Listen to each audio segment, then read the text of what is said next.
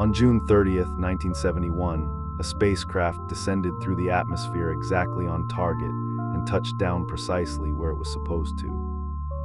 From the outside, the landing looked completely normal. The recovery team radioed the crew as they approached. There was no response.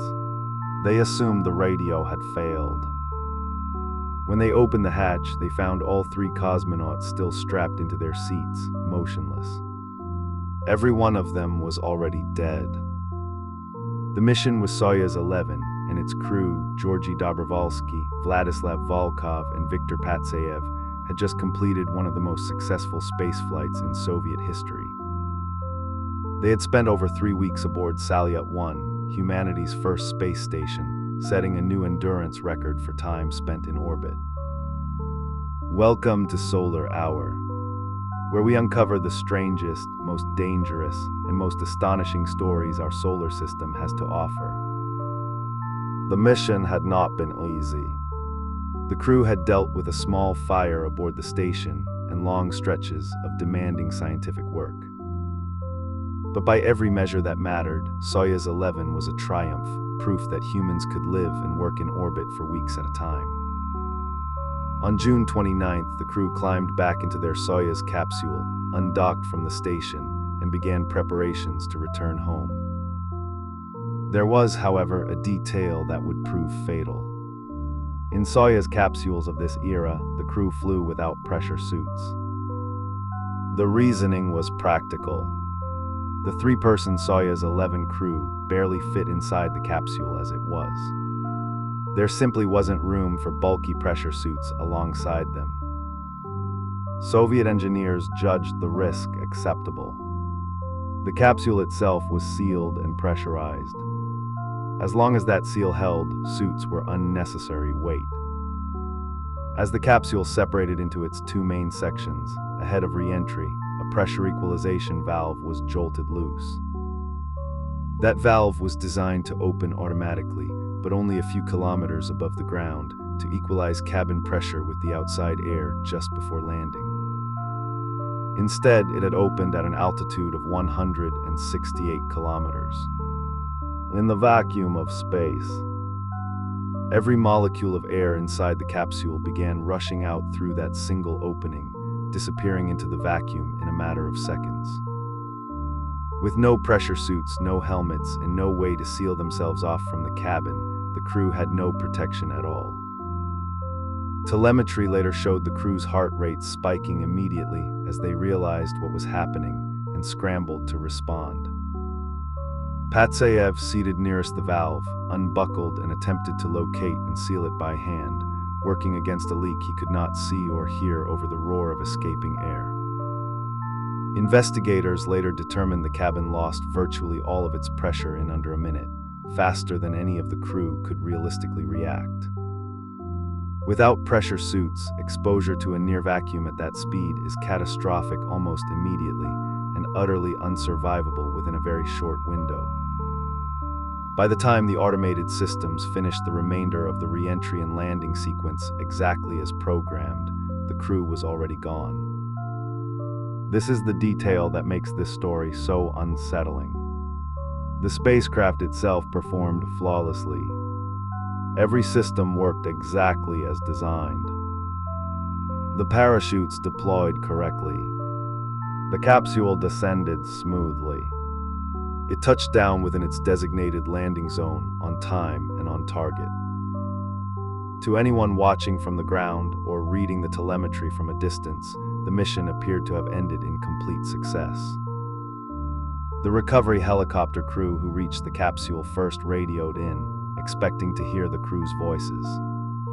They heard nothing. When they pried open the hatch, they found Dobrovolsky, Volkov, and Patsayev still in their seats, exactly where they had been for re-entry. All three showed the same signs: dark discoloration beneath the skin and blood at the ears and nose. It was immediately clear something had gone catastrophically wrong. Later autopsies confirmed it. The cause of death was hemorrhaging in the brain and other tissues, consistent with sudden, severe decompression. Exposure to vacuum causes the nitrogen and oxygen dissolved in the bloodstream to form bubbles almost instantly, rupturing blood vessels throughout the body. To this day, Dobrovolsky, Volkov, and Patsayev remain the only human beings ever confirmed to have died in space itself, above the recognized boundary of the atmosphere. Every other spaceflight fatality in history, before or since, occurred during launch, re-entry through the thicker atmosphere, or on the ground. The Soviet space program's response was immediate and severe. All crewed missions were suspended, while engineers investigated exactly what had failed. The redesign that followed was sweeping. Soyuz capsules were modified to carry only 2 crew members instead of 3, freeing up space. That extra room made space for something that should have been there from the beginning: pressure suits for every cosmonaut for every launch and landing, without exception. It took nearly 2 years before the Soviet Union launched another crewed mission, an unusually long pause for a program that had been racing to keep pace with the Americans. The valve itself was a small, unremarkable piece of hardware, the kind of component engineers might easily overlook in a spacecraft built from millions of individual parts. It had performed exactly as designed on every previous test and every earlier flight. On this one mission, under conditions no one had specifically anticipated, it opened at the wrong moment entirely. In the decades since, the valve's premature opening has been studied extensively, and is now understood as a case of unexpected mechanical shock during the stage separation sequence. It is a sobering reminder of just how unforgiving spaceflight engineering has to be. A single component a few millimeters across was the entire difference between life and death. Every pressure suit worn by every astronaut and cosmonaut during launch and landing today exists, in part, because of what happened to this crew. It is now a fundamental, non-negotiable rule of human spaceflight. No crew member flies without one, for exactly this reason. Dobrovolsky, Volkov, and Patsayev were given a state funeral in Moscow, honored as heroes, their names added to the list of cosmonauts who gave their lives advancing human spaceflight. Their mission had been, by every scientific measure, an extraordinary success. 3 weeks aboard the world's first space station, a genuine leap forward for human spaceflight. It ended not during a dramatic failure of some visible system, but in complete silence in the vacuum of space, faster than any of them could possibly have stopped it. Somewhere above the Earth, for less than a minute, 3 men fought a battle no training could have fully prepared them for, against an enemy they could not see. And then their spacecraft continued on exactly as programmed, flying itself home in perfect, unknowing silence. It remains one of the strangest tragedies in the history of spaceflight, not because anything visibly went wrong, but because everything mechanically went right. The parachute deployed. The capsule landed on target. The mission on paper concluded exactly as planned.